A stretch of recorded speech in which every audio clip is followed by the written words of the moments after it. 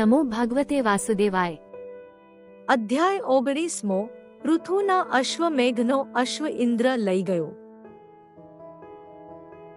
મૈત્રેય કહે છે, હે વિદુર, પૃથુરાજા અશ્વમેઘ યજ્ઞ કરતા હતા તેને ઇન્દ્ર સહન કરી શક્યો નહીં. જે યજ્ઞમાં બ્રહ્મા, વિષ્ણુ અને શિવાદિ પણ આવ્યા હતા.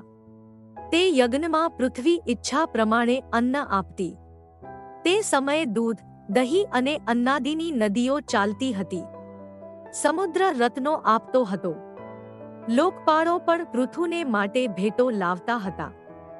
પૃથુનો આવો પ્રતાપ ઇન્દ્રથી સહન થયો નહીં. તેથી પાખંડવેશ ધરીને યજ્ઞનો અશ્વ લઈ ગયો. તેથી પૃથુના પુત્ર તેની પાછળ દોડ્યા. પણ તેના શરીરમાં ભસ્મ ચોળેલી અને જટા ધારેલી દેખી. તેથી આ કોઈ ધાર્મિક છે એમ માનીને બાણ માર્યું નહીં. તેથી અત્રિ ઋષિએ કહ્યું, હે तात, યજ્ઞમાં વિઘ્ન કરનારો આ ઇન્દ્ર જ છે, સાધુ નથી, માટે એને તમે મારો. આ સાંભળીને પૃથુના પુત્ર ઇન્દ્રની પાછળ ફરીને દોડ્યા. ત્યારે ઇન્દ્ર અશ્વને અને પાખંડ વેશ લીધો હતો તેને છોડીને અદૃશ્ય થયો. પછી પૃથુના પુત્ર અશ્વ લઈને યજ્ઞ સ્થાનમાં આવ્યા. પૃથુના પુત્ર અશ્વને જીતી લાવ્યા. તેથી મુનિઓએ તેનું વિજિતાશ્વ નામ પાડ્યું. થોડા સમય પછી ઇન્દ્રે અંધારું રચ્યું અને અશ્વને લઈ ગયો. પૃથુપુત્ર ઇન્દ્રની પાછળ દોડ્યા, પણ તેણે ખોપરી અને ખાટલાનું ઉપડું ધાર્યું હતું. તેથી કોઈ સાધુ છે એમ માનીને તેને મારતા અટક્યા. ત્યારે ફરીને અત્રિએ કહ્યું ત્યારે બાણ સાંધ્યું. તેથી ઇન્દ્ર અંતર્ધાન થઈ ગયો.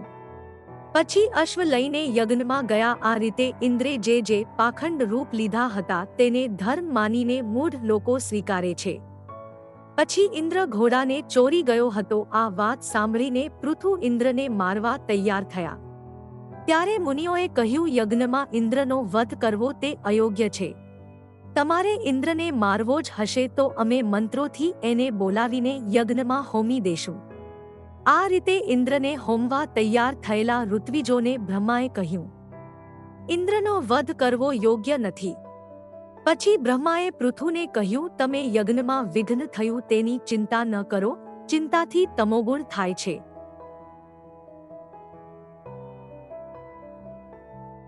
આ તમારો યજ્ઞ બંધ કરો, નહીં તો પાખંડ માર્ગ પ્રવર્તશે.